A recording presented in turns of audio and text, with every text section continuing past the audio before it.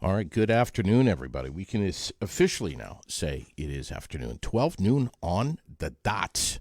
Nice to have you with us. Thanks so much for tuning in to Aired Out, the podcast here in central Vermont, right on North Main Street in Barre that, frankly, everybody's talking about right now. Everybody is also talking about what's going on with our Barre schools. And the annual report that has just come out from none other than Chris Hennessey, our superintendent, who is with us in the hot seat right across on the other side. I'd say we're probably, what now, Chris? Maybe 15 feet apart, 17 feet apart? Yeah. So I like the setup here. Yeah. So this way we can be mask-free. Yeah, so it works. You can take your mask off for a little while. I have to say, it feels good. Welcome, my friend. Thank you. I'm so glad to have you back in here. Thank you so much for reaching out to us. The last time we had you in here, we were chewing the fat a little bit. Mm-hmm. We had a lot of people that were paying a lot of attention to what you were saying. And we kind of spotlighted you with heavy emphasis on you personally, the man, where you are, where you're from, your story, your background, how this all came to being and becoming the superintendent.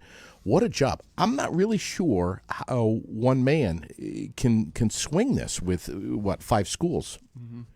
Well, yeah. I mean, it is. It's a tough job for everybody right now. And it isn't just for superintendents. It's for our principals, our teachers, everybody, our police departments. Right now, everybody's stretched. Sure. But there's lots of reasons to be optimistic and feel good as we look out on this sunny, almost 40-degree day. Let's hope.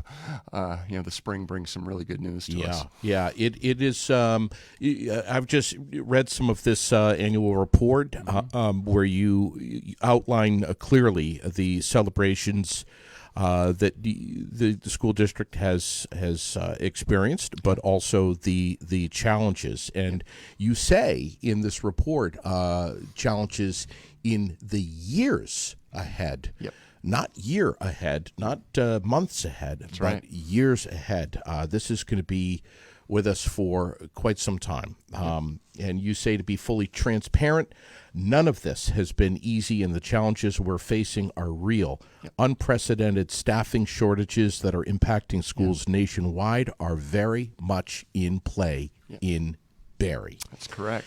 And this is having quite the social, emotional impact on students. And you say, in your words here, very real learning loss that the students have experienced these last 2 years. Yep. And that, right there alone, is your top priority. It is. And, I think, when we're outlining the priorities, I'm glad you brought up this point that, this isn't just to get us through till June. This is like years ahead. Hell yeah. Working with our strategic plan and coming out of this, because it's, look, I don't want to be overly optimistic about where we are with the pandemic right now. It's feeling as of today that we might be coming out of this. Yeah. Great. But yet you have to be so careful when you say that, when you're optimistic. I think the last time I was here, it was definitely before the Omicron variant. It felt like we were starting to slide out of the Delta. Yes. And it was, okay, here we go. And then, holy smokes, as we got back from that holiday break, it was as bad as it had ever been. So what that did, though, those 3-4 weeks right after the break, the whole month of January, really, JD, just really had got us to have to really focus on, okay, we can't let the pandemic just take us down forever. We've got to start thinking ahead. We've got to start thinking to the future. Candidly, a lot of what we were doing in the fall was just kind of a lot of survival. Sure. Just to make sure we could keep our schools open, and we've kept them open for our community, and I'm so proud of that because it hasn't been easy, but we've done it. Yeah. But it really hit us hard in January, especially around the staffing shortages. Yeah. And I think the best way. Well, we're coming out of Christmas too with that spike. Yeah, right. That spike. And there was a period I shared with the school board and the community 2 weeks ago and 2 weeks ago was right when it was at the peak. We were looking at 60 to 100 staff members a day. in our 5 schools who were out each day related to COVID. They either had it, family members had it, there was some sort of connection. And when you're talking about, on average 20 to 30 folks out in our schools when we're already understaffed, I mean, the best analogy I can give you is you're trying to play defense in basketball 2-on-5.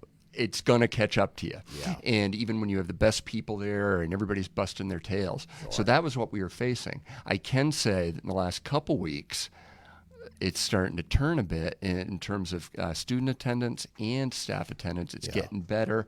Let's knock on wood. Yeah, right. But all of our priorities are focused on coming out of this. Sure. And you have to, you and superintendents everywhere have to make calls and make decisions sometimes in the 11th hour on things. Yep. And that creates quite the ripple effect for people who are moms and dads who are working full time and from home or remotely. And all of a sudden, their kids are at home. I mean, my gosh, this stuff is, you cannot plan out further than an hour of your day. Yep. That's a very good point. Every day, 7 days a week. We always want to map, when educators are planners, and we like to map out months ahead. You have your whole semester played out. Yeah. The attendance for kids was so erratic that it was if you're kind of thinking about teaching a 5th grade class, teaching algebra in 9th grade, you're missing a third of your kids. It just really has a huge impact on the whole group in general. So that's the stuff that we've been having to navigate day to day, hour to hour. Yeah. But eventually, you got to start planning ahead for when we're coming out of this, when we're all going to be back together, and that's what we're doing in terms of our priorities. So it's all going to be about staffing, making sure we have the right people on board, and really help our kids get where they need to be. Yeah, we're getting a lot of comments about you already. That you were a principal. Let's see, he was firm. Didn't always agree with him, but he was fair, and he will continue to do a great job as a superintendent. It's very kind. Fair. What a great word to attach to your legacy. I mean, really. Yeah. Anybody would want that word.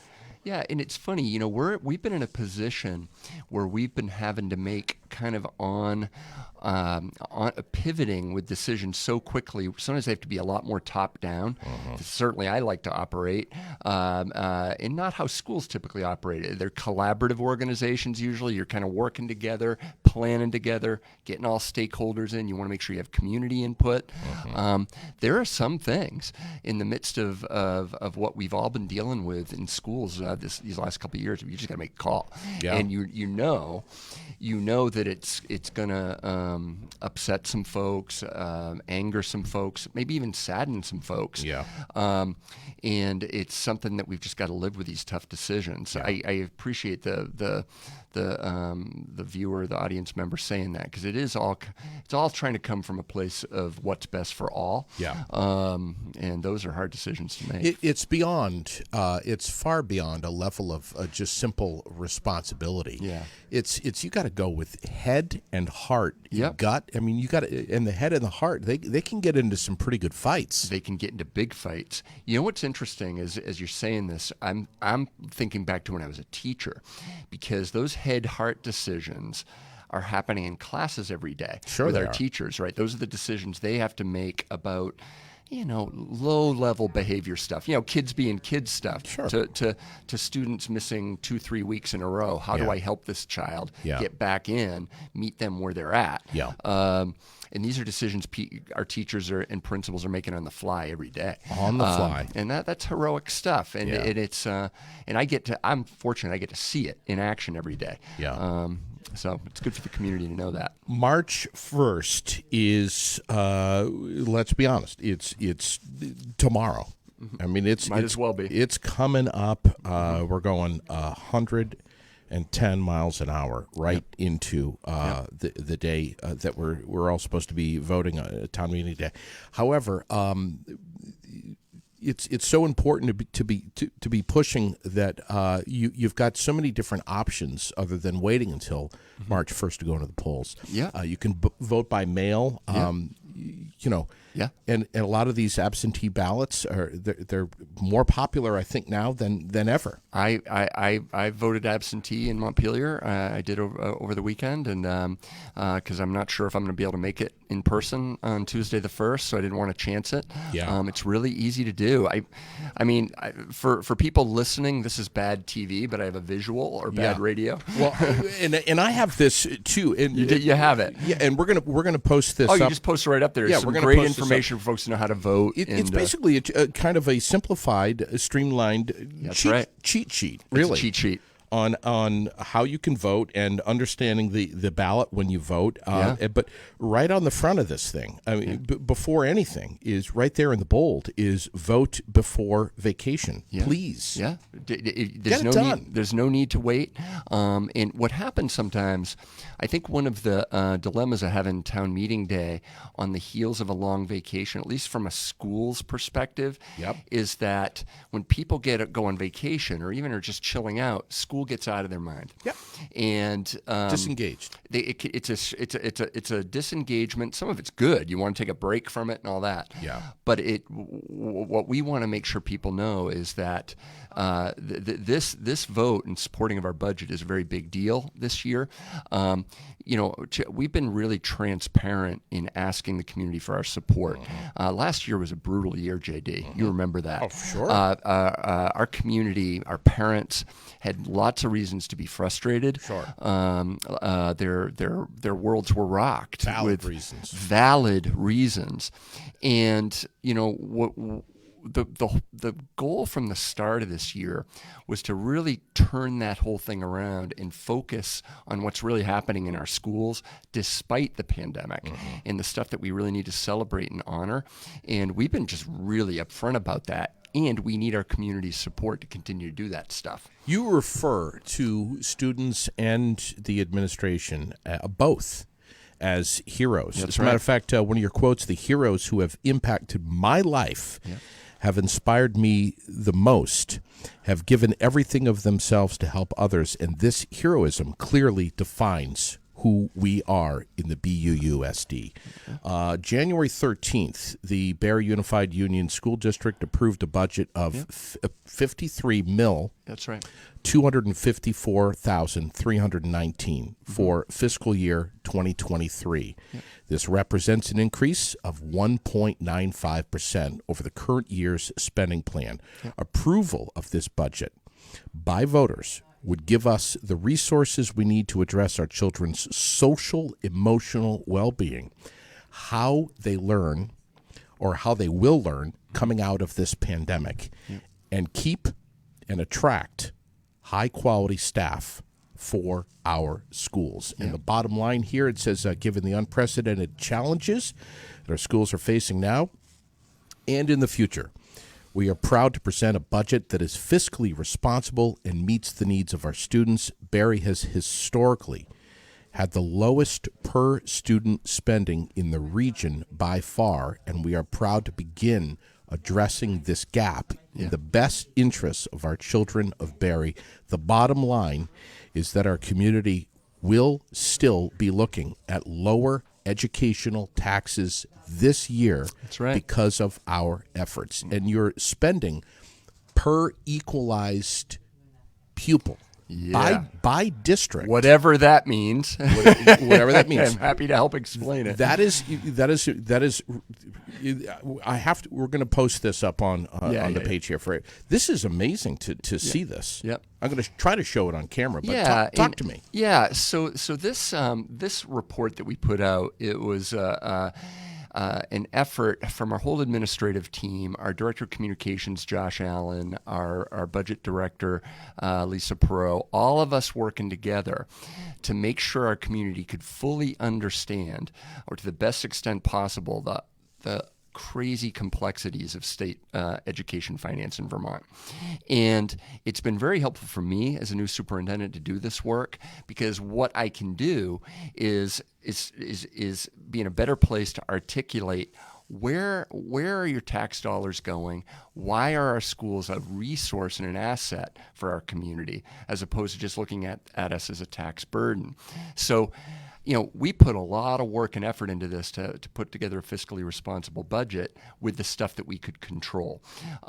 So I think a key piece on that report, JD, if you flip it over to the other side, at the top of that, and for the audience members who are just listening, forgive me. I know I did some DJing back in the day. I know it's bad radio practice to have a visual. But just so you know, what we're showing, what JD's showing there, is a one-pager that kind of breaks down the complexities of the school budget, talks about our priorities, and actually does a walkthrough of what the ballot says.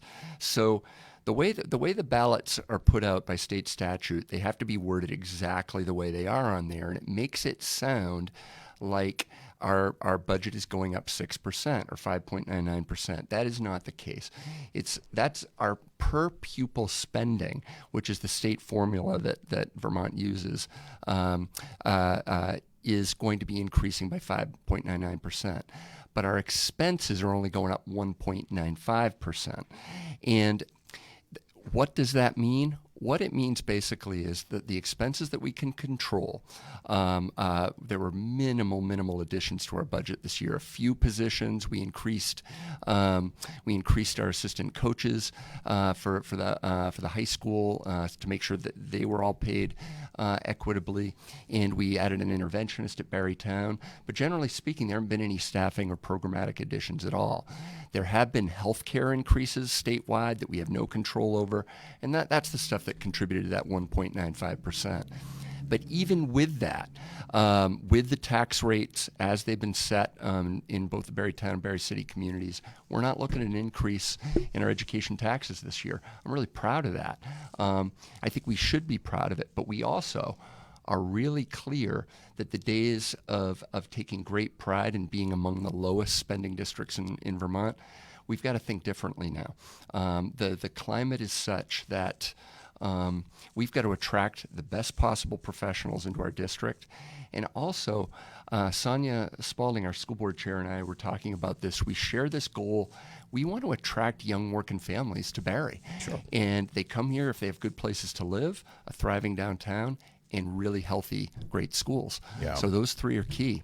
And I'm trying to get that message out for all of us. This number of 136,900 is right. the kind of the magic number. And it says here, approximately 66% of Barre households make less than 136,900 a year and meet eligibility requirements to qualify for a property tax credit.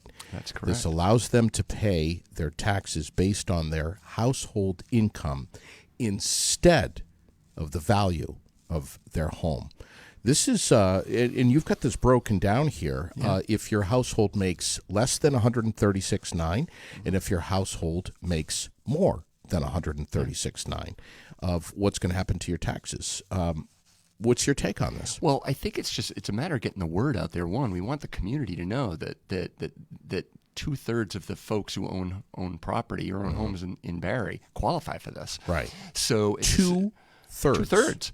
I think it's a similar number in Montpelier, maybe a little bit lower where I live. So in other words, most people qualify for this property tax credit. And I think that it's all based on income sensitivity, and it has a big impact on the education taxes. And if you look further at this, even if you're in that category as a household that makes more than that, with this proposed budget that we're putting before the voters, you're still looking at education taxes going down. Yeah. So, I mean, this is great news. We got $6 million in grants. That's correct. Helping. That's right. Helping out here significantly. Yep. And that's something that we qualify for this money through the state, and we make sure we try to get every dime of that because it makes a big impact, huge impact, especially coming out of the pandemic right now. Yeah. Now, is that part of the $3 trillion, or does that have nothing to do with it? The $3 trillion, the ARPA stuff. Guessing the ARPA stuff. I'm guessing not. I don't believe so. Yeah. No. Yeah. I don't believe so. No, these are grants. These are Title I grants that Barre has qualified for, since I've been a teacher here years ago. And we really benefit from these funds. They're federal monies, state monies, and essential. What's the controversy? What are people getting worked up about with regard to all this? What's the complaint? I think what's happened is we came. What I've heard from a lot of community members, some of the folks who are coming to our board meetings, is that these are tough times right now. These are very tough times for lots of people in our community, and that any increases, we need to really make sure we're justifying them. And I think what I'm really been trying to do is make sure folks understand that right now is a time that our community, all communities, have got to look to the schools, and I've said this many times, as an asset in the community. We've got to support our kids. And I know that a lot of the people who are questioning us about fiscal responsibility and that, it's not that they don't want to support our students. Nobody's saying that. I think they're looking for transparency, candor, and that's what we're trying to do with all of this information here.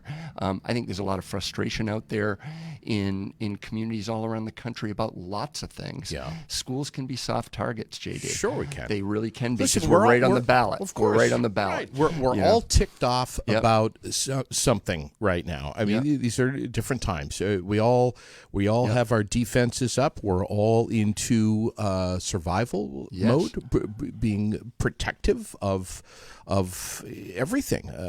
How much food we have on the table, what's happening with our jobs and time off and everything. So anytime you say the T word, people go from 0 to 60 in a half a second without necessarily just take a deep breath. Okay.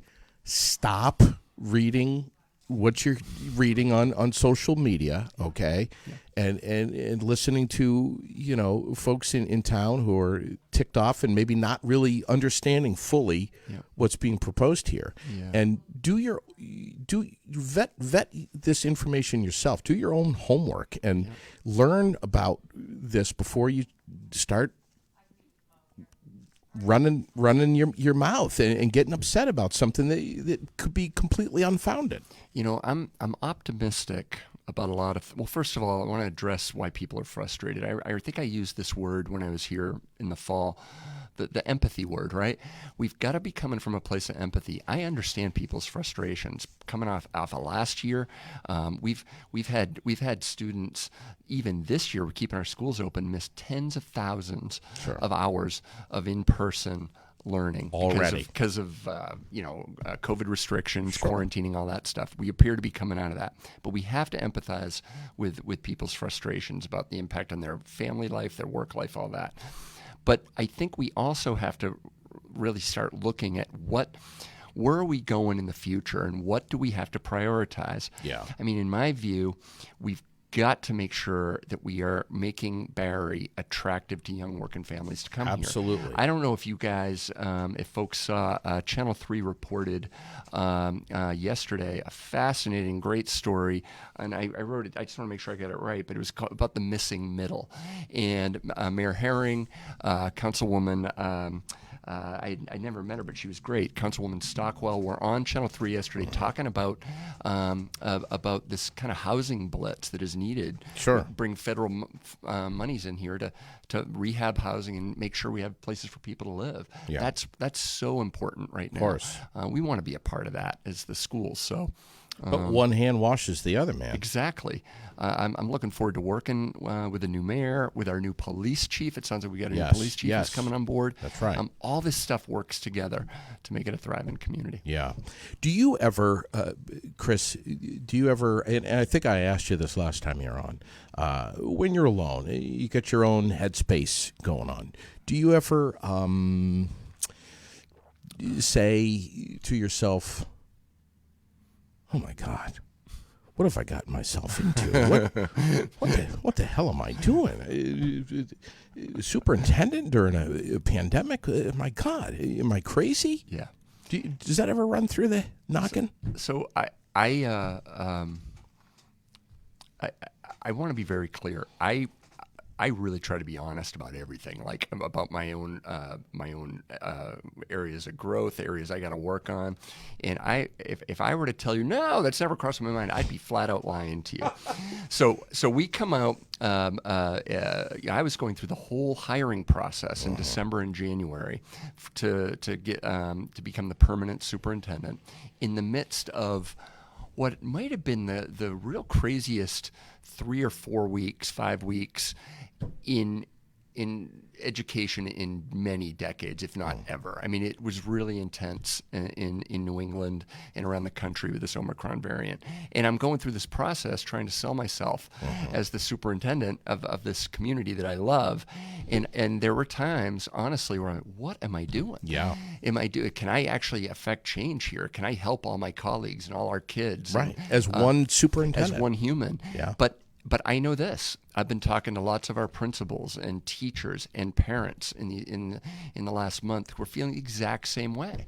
It's sort of this fatigue with, it's a term called compassion fatigue, right? Yeah. Like you get to the point where I just can't. Right. How can I meet all these folks' needs right now? Right. So what I'm trying to do for my own survival and success is just chip away, right? It's like I'm trying to make sure that I'm being honest with people about my own stuff, about what everybody's dealing with. We don't gloss stuff over. No. We celebrate, but we don't gloss stuff over. Right. And that's within our schools. When I'm speaking to the community, all of us have to communicate that way. But yeah, it's been as committed as I am. Yeah. Of course, that stuff has crossed Of course, my mind. you're human, and the same thing for your administration too. Yes. I mean, you mentioned in your report here, God bless the school nurse. Yeah, Nurses. Oh my God! So we had to give them a specific shout out. Please, I don't know if yes. you noticed in that, but 4 of our 6 nurses are Spalding graduates. Yeah, I see that, which is really cool. And of Elena Martel. yep. And Elena is she's a nurse.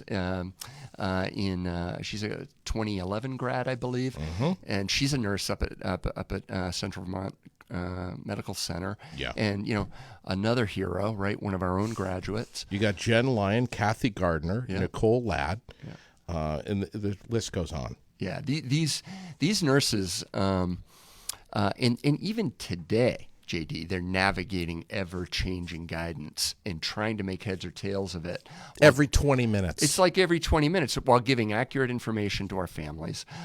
Fielding calls from moms and dads. Who are understandably confused by Mr. Hennessy's emails Sure. and like all the stuff that we're sending out. Right. And they understand that mom or dad who's calling, that mom or dad, frankly, gives most of a crap about their one kid. Totally.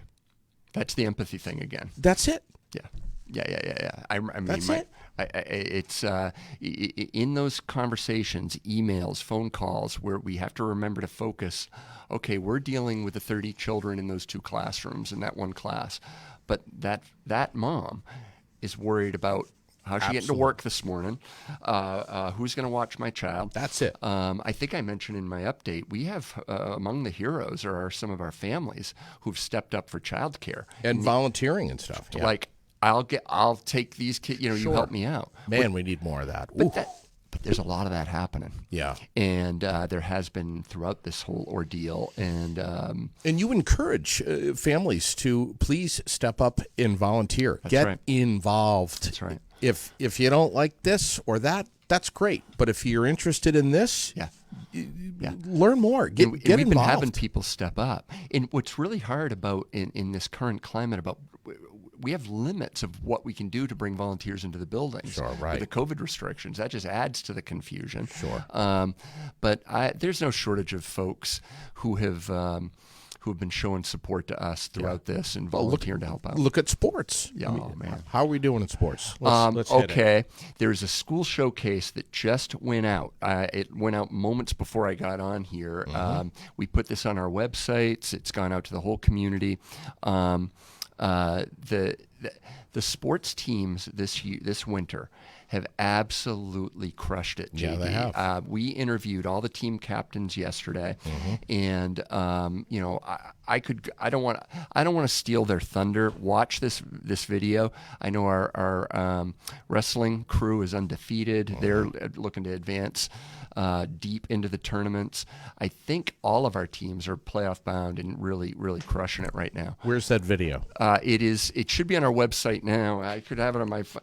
I mean, well, you'll send it to me. It literally came. We produced it yesterday, got it all done. It went out at about 11:45. I got the go ahead right when I pulled up in front of your. Oh my God! Really? Here. Yeah. Wow. We send these out every Wednesday, and they're called Weekly School Showcases. And this week, we really want to give a shout out to winter sports because playoffs are starting, and Carl Parton he's crushing it too, man. I mean, he's covering all these games. I mean, he's just doing a hell of a job. He was just on here a little while ago. Yeah, the coverage has been awesome. Yeah. Our athletic director Natalie Sofin, who's a Spalding grad as well, has just without her, and it's in the showcase. She's talk about heroic. She's made sure that we logistically can have spectators at our games. Yeah. And kids can be kids, families can cheer them on. Yeah. She's been there for all these events, making sure everybody's doing what they're supposed to do. Right. And the community's totally stepped up. They've been cooperative and it's great. You can hear it in the kids' voices when they're talking in the showcase. Can you put like a Halloween mask on or something to disguise yourself and go to this? Did you go to the Monday night boys hockey game disguised as someone else? I did not go to the hockey game yet. I have not. I've not been to a hockey game yet. I will during the playoffs. I've been to a couple basketball games. I haven't been able to catch the wrestlers yet. We have indoor track doing well. Yeah, just paper bag with a couple of holes. So you can see. That's not how I roll. It's not how I roll. Here I am. So if you want to talk to me, that's fine. Wow. But no need to hide. Wow. No need. Look at these. Look at these teachers. That I mean, we talked about the nurses and how amazing they are. And frankly, and I'll say it right here, we'd be screwed without them, flat out. Yeah. I mean, there's just no other way to put it. And our teachers that are, man, they're showing up for work. Yeah. And they're doing their job, and they're invested through their gut, through their soul in what they do. Yeah. I got to spend 3 years at Barre City as a principal. I have I don't know if affection's too strong a word, but I have great affection for the faculty and staff there for what they do every day to help kids. I'm getting to know the Barrytown community the same way. They're the same way. It's important for our community to know that, I say in that report that, the staffing shortages and the problems we're facing, they're real. And what you don't try to hide that. We're not hiding it. We've got unfilled positions that have an impact on kids' learning, and there's no doubt about it. And others are having to step up every day to do their best to make sure we meet the needs of our kids. But it's exhausting to folks. Of course it is. And it's frustrating. And but you hit it on the head. They're still showing up every day for our children, and we're making it work. We've been able to keep our schools open with only one exception because of staffing this year, all year. And we're well over 100 days in, when I know a lot of districts have struggled a lot more with that. Oh, yeah. So we look at New York City and Chicago. I mean, they've had so many schools. Even regionally. Yeah, regionally. Yeah, so, but you're right. Oh, yeah. So that we got to give credit to our principals and staff for the flexibility and just kind of turning on a dime that is required every morning to open up the doors, and do it safely. Tuesday, March 1st. Yep. Polls are open from 7 a.m. to 7 p.m. At 7 o'clock at night, you'll be home on your couch with a bottle of scotch. How does he know that I'm a Scotch man? How does he know I'm a Scotch man? Well, but that is my hope. Yeah. And it's something that I want to be clear. We feel a lot of support from the community right now. But I'm not taking anything for granted. We're doing a Get Out the Vote push. We're going to be handing out these one-pager flyers to the community in person. Yeah. And I'm not being shy about the fact that our schools need the community support this year more than ever. I'm hoping, JD, as well, that that we get to a point in Barre where budget season isn't just a couple months; it's literally year round. Sure. Where we're talking about how the community's resources impact our kids year round. Transparently. So it's not the worry every late February, oh my gosh, I hope we pass the budget. Yeah. I'm hoping we get to the point where folks just trust us, right, and feel that I think some of that trust has been, and folks have shared that, sure, that they for many reasons, for whatever they've right. trust. Well, what programs are getting scratched up a little bit, and what others are going to be maintained, and others that are going to be shifted into a different gear. And look, we all have opinions. I mean, that's we live in America. We're allowed to express those opinions, you know, and not everybody is going to agree with every change that's being made. But you're right. You have to trust that you and your administration is dialed in. You're dialed in. Tighter than mom and dad, who are not at the school every day, seeing, hearing, experiencing everything that you and your administration are. Yep. And we have to leave the trust up to you guys that literally you know best. Yeah, and it's on me and our leadership team and our school board to get folks to the point where they can openly trust us in that way. That I don't take that for granted. I think I'd like to share, I'm really encouraged by 2 recent committee meetings we had with our school board, with community members present. One was a meeting, and all this stuff is on our website. If people want to see this, I encourage you to do it. Where one was with our curriculum committee, talking about some of our assessments, our test scores that we've been administering this year. Yeah. Another one was the presentation of this annual report to our finance and communications committees. Yeah. In both of them, we're trying to air out the good, the bad, the ugly. Sure. Solicit community feedback on it, get their questions. We got a lot of great feedback on this report that we put in to a finished version from our board and community members present. That's right.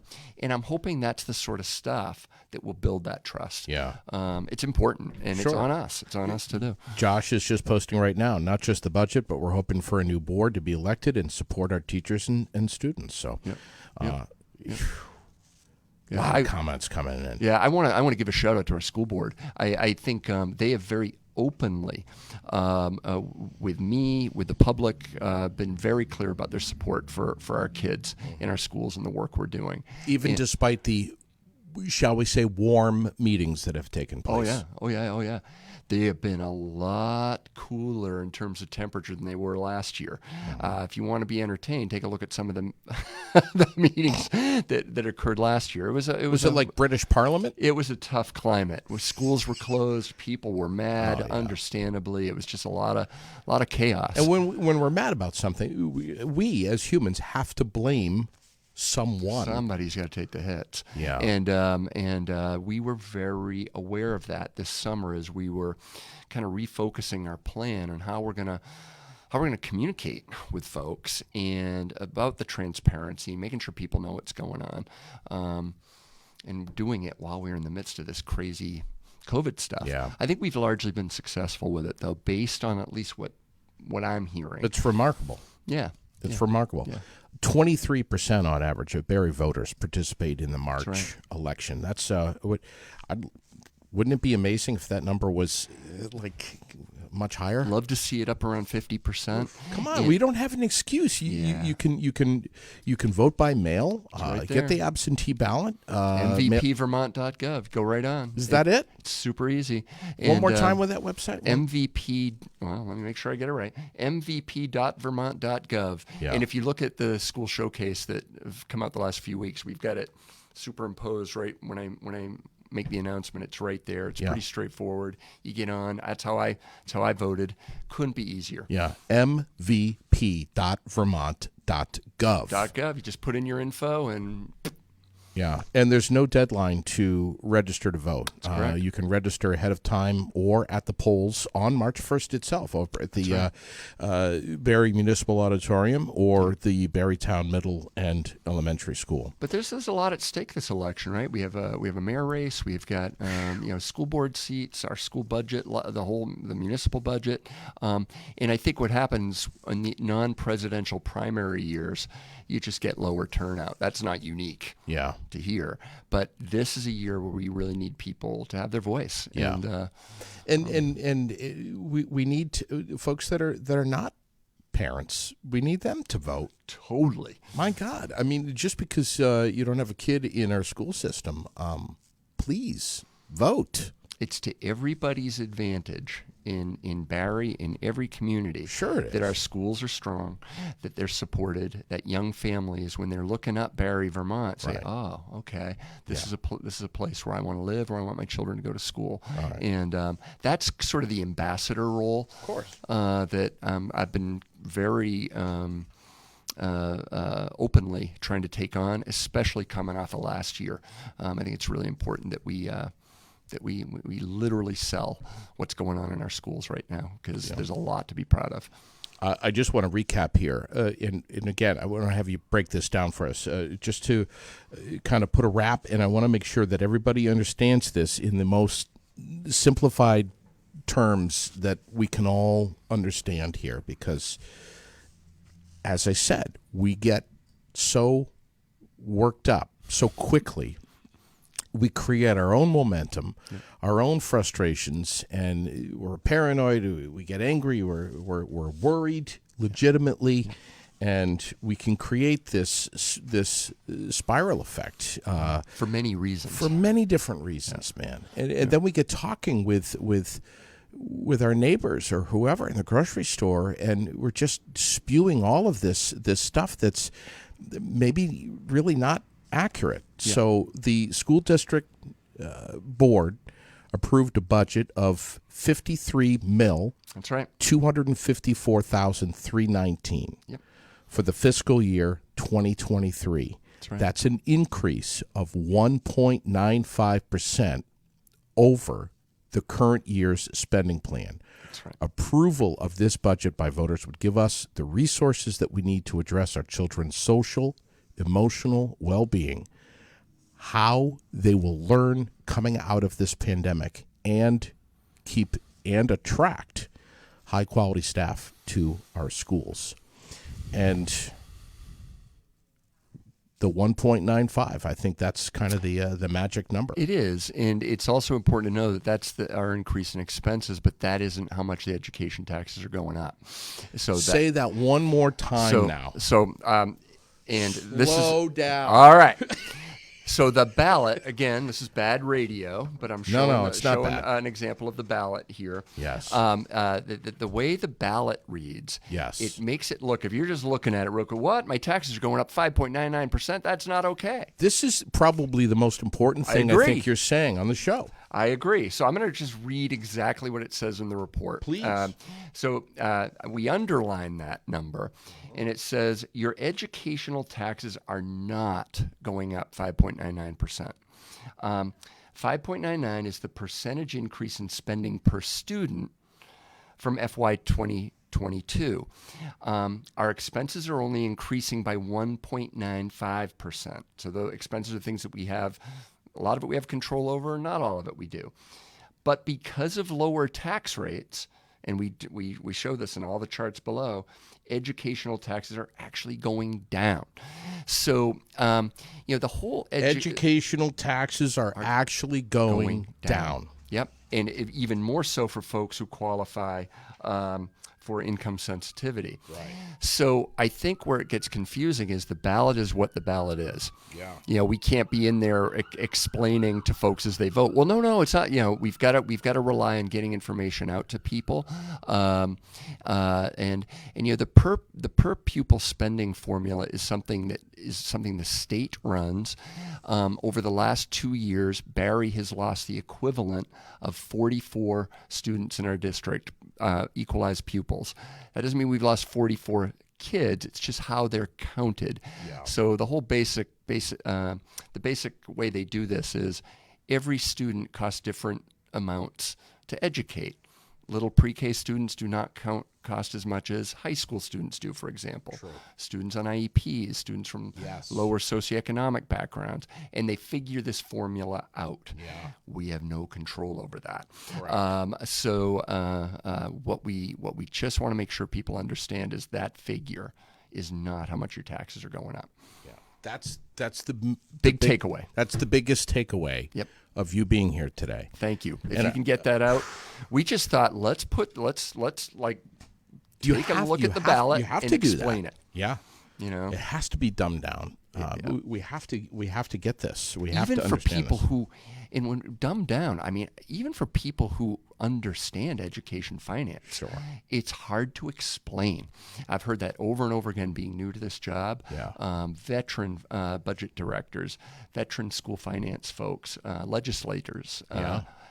It's very hard to explain this stuff. It's unfortunate, Sure. and I think it needs to be simplified for folks. I want to throw a zinger at you.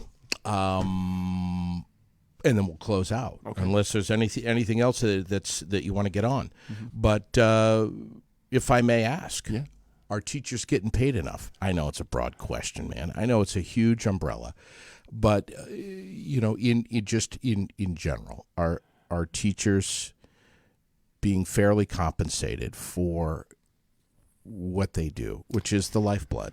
If you mean generally, I'm going to say no, they're not. And they and as a teacher of 17 years, I know what it took to be good at what I did. It's among the hardest professions on earth. And you're not doing it to get rich. No. Ever. No. You mentioned the scotch earlier. I was a bartender till I was 42 years old to supplement my income as a teacher. Mm-hmm. And a lot of our teachers need to do that, particularly with cost of living, all that stuff. But nobody's, I don't want to bemoan how much teachers are making right now, especially given how other folks are struggling. However, what we need to do, and I say this is one of our top priorities, we need to retain and support our current teachers. We have a new negotiated agreement that's come out that is getting us more in line with regional areas in terms of how we compensate teachers. We're not there yet, but we're getting there. We're going in the right direction. And we also need to attract new teachers. I've been talking about the staff shortages, the staffing crisis that is going on for school leaders and teachers and support staff in the state of Vermont right now is absolutely unprecedented. And it's going to be a very interesting late winter and spring. And we have got to be competitive in Barre. We have to be. And we're going in the right direction. But I found myself in the fall almost being interviewed by candidates instead of me interviewing them. I bet. Because they want to know what the conditions of what it's like to teach here, how I'm compensated, because they're going to have competing offers in other districts. Seems like you're going to be diving more headfirst into this the hour after dismissal of the last day of school. Because you're going to be working on this all summer. The hiring process right now is a year-round proposition. It used to be, it starts about now. You're wrapping things up late April, early May, and setting your staff for the year. Not the case anymore. I believe the Burlington School District has 300 open positions on their website right now, counting support staff, custodians, teachers, everything. We're going to be competing with those open positions up in Burlington, and regionally. So I'm candidly, folks who are listening and watching, I'm starting to pivot my own work from COVID mitigation into making sure our priority is making sure we're fully staffed. Retainability. Yeah. We have to. That is the top priority right now, because we can't meet our strategic plan. Sure. We can't fully support our kids and families if we don't have the right people. It's a human business. It is. We need good people. Do you think, or do you dream of a day when students will be able to come to school without a mask on and see each other smile? see their teachers smile. You've been able to see me smile for the last 45 minutes. Exactly.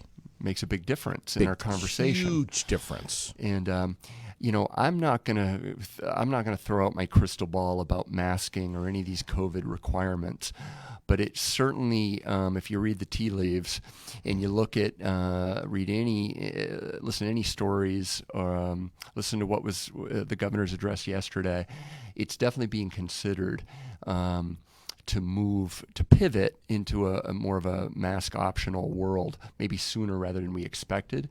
I would just remind us that we just came out of a spike where I was looking at 60 to 100 staff out every day just 2 weeks ago. We got to slow down. Over the course of 5 schools? Yeah. So, and even when all those folks are there, JD, we still don't have a full bench. So it is just a miracle of organization. Have you had to fill in as a substitute teacher? Yeah. Come on. Among the highlights of, I'm going to give a shout out to Carrie Miller. Carrie is a third, fourth grade teacher at Barre City. I found myself one morning, showing up, minding my own business. Next thing you know, I'm teaching fourth grade. No. Yeah, and fourth grade, and the kids were wonderful. And what happened was Miss Miller, I'm giving her this shout out here because I've subbed before. I've had to create sub plans for myself. You can tell right away as a substitute when you walk in how the class is run. So basically, I had a little girl in that classroom, basically assuming the role of Miss Miller, making sure I was doing everything right. Oh. She was making sure that, no, that isn't how we do it. Crossing the T's. And Carrie had all the plans out like bulletproof. So it was a highlight of my year.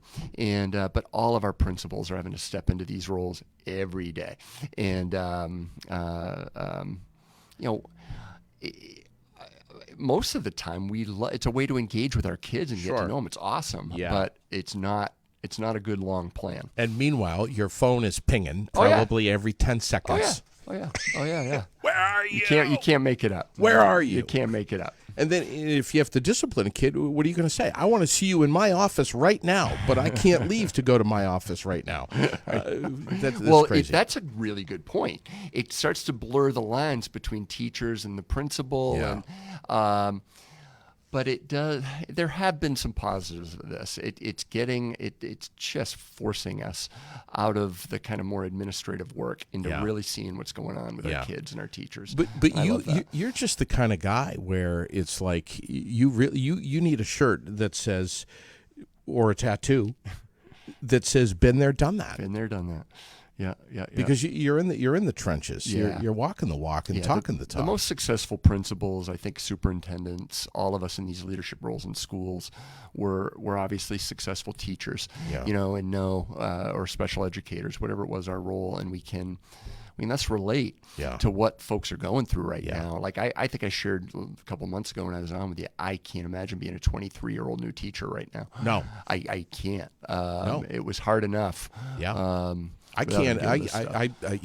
Every day I get Lily comes off the school bus with her mask on. I can't imagine being a first grader right now. Crossing my fingers that we're getting there on that. Yeah, and the whole kindergarten year and now all of first grade, nothing but a mask. And this is an impressionable time for kids when they're that young. You and I are in about the same age demographic, I guess, and it would have changed this conversation if I couldn't see your face. You can't. Agree. Just would have. Did Chris Hennessey ever get in trouble when he was a kid in school? Yep. What did he do? Oh, wow. Okay. Unfortunately, I don't have just one thing coming to mind.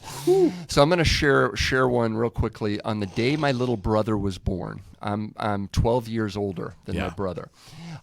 He was born December 15th, and I got into a scrap with a kiddo in the playground. I was in 6th grade.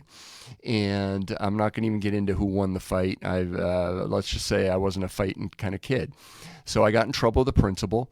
It was just a playground scrap.